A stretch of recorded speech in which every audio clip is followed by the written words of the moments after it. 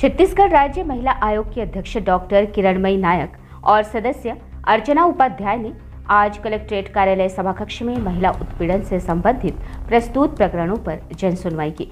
यह जन सुनवाई छत्तीसगढ़ राज्य स्तर की 247वीं और जांजगीर चांपा जिले में कुल 9वीं जन सुनवाई थी। आज कुल 40 मामले पेश किए गए थे, लेकिन अनुपस्थिति के चलते सिर्फ 2 प्रकरणों में ही सुनवाई हो सकी। महिला आयोग के अध्यक्ष डॉक्टर किरणमयी नायक ने मीडिया से बात करते हुए बताया कि एक प्रकरण में आवेदिका के 2 बच्चे हैं और वह लगभग 2 वर्षों से अपने मायके में निवास कर रही है। उसका पति SSCL में जनरल मजदूर कैटेगरी में कार्य करता है। दोनों बच्चों के हित में आपस में सुलहनामा कराने का प्रयास किया गया, लेकिन आवेदिका ने इनकार कर दिया। इसी तरह एक अन्य प्रकरण में आवेदिका रसोइया के पद पर कार्यरत थी। उसे जुलाई 2020 से जून 2022 तक का बकाया वेतन नहीं मिला है। इस मामले में कलेक्ट्रेट को जांच के लिए कहा गया है। जांजगीर में ये लगातार हमारे 9वीं जन सुनवाइयाँ, 40 प्रकरण रखे गए थे और छत्तीसगढ़ राज्य महिला आयोग की 247वें नंबर की जन सुनवाई है। आज हमने यहाँ 40 मामले रखे थे, परंतु अभी तक केवल 2 केस में दोनों पक्षकार उपस्थित हुए थे जिनकी सुनवाई की गई है।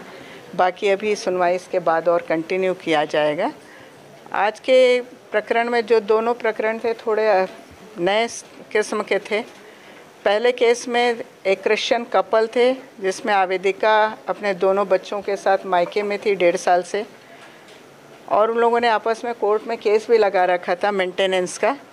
यहाँ पर हमने दोनों पक्षों की भी सुलह कराने की कोशिश की कि पति उसका भरण पोषण जो न्यायालय से मांग रही है हम दिला देते हैं।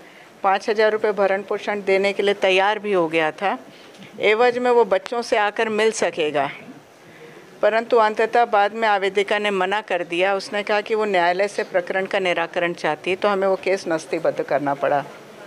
अभी उसके बाद एक जो दूसरा केस आया था, वो एक गरीब महिला जो कि रसोइया के पद पर कार्यरत है छात्रावास में, 10,000 रुपये मासिक वेतन का।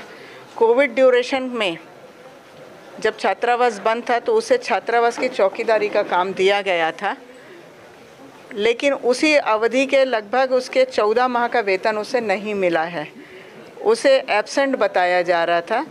आज उसके सारे दस्तावेज जब देखे अनावेदक पक्ष के द्वारा जो लाए गए दस्तावेज, 3 जगह अलग अलग गाँवों में काम करने वाली महिलाओं की उपस्थिति का एक रजिस्टर है।